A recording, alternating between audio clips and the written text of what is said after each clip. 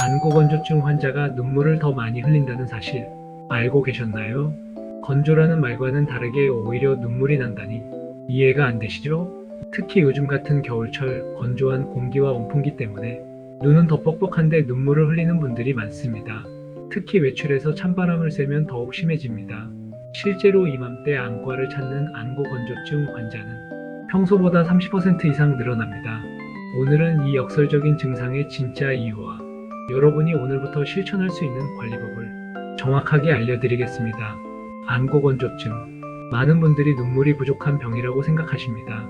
하지만 실제로는 조금 다릅니다. 눈물량은 정상인데도 눈물이 너무 빨리 마르는 경우가 훨씬 많습니다. 눈 표면은 눈물막이라는 얇은 층으로 덮여 있는데 이 눈물막은 3개의 층으로 이루어져 있죠. 가장 바깥의 기름층은 물층이 증발하지 않도록 보호합니다. 가운데 가장 많은 부분을 차지하는 물층은 눈을 촉촉하게 유지하고 이물질을 씻어냅니다. 가장 안쪽의 점액층은 물층이 눈 표면에 고르게 퍼지도록 돕습니다. 이 세 층 중 하나라도 문제가 생기면 눈물막은 금방 깨지고 마릅니다. 그게 바로 안구건조증의 핵심입니다.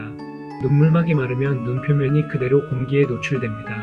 이때 두 가지 증상이 나타나는데 첫 번째 안구 자극 증상입니다. 따갑고 뭔가 걸린 듯한 이물감이 느껴지죠. 눈이 빨갛게 충혈되기도 합니다. 압이 오른 것 같다거나 시리다는 느낌도 드는데 찬바람이 불 때 눈물이 나는 증상이 바로 이 때문입니다. 두 번째 시각 증상입니다. 갑자기 화면이 흐릿해지거나 초점이 안 맞는 것 같습니다. 눈을 깜빡이면 잠깐 나아졌다가 또 흐려집니다. 이게 반복되면 눈이 쉽게 피로해집니다.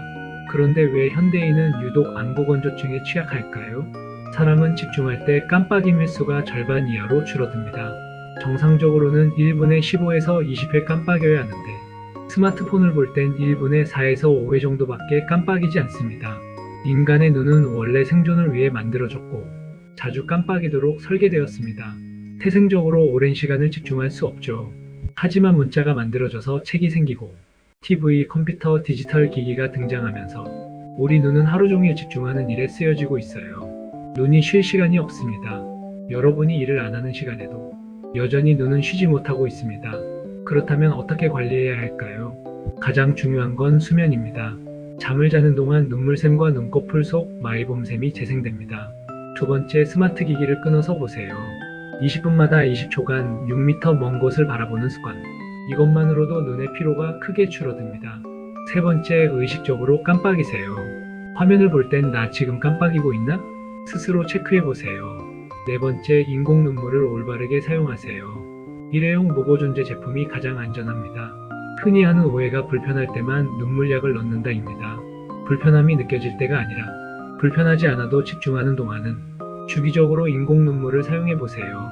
다섯 번째, 온찜질과 눈꺼풀 관리입니다. 따뜻한 찜질은 기름층을 만드는 마이봄샘의 기름을 녹여줍니다.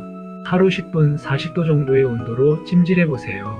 이러한 기본 관리로도 증상이 나아지지 않는다면 병원에서 전문 치료를 받아야 합니다. 최근 많이 쓰이는 치료 중 하나가 IPL, 광선 치료입니다.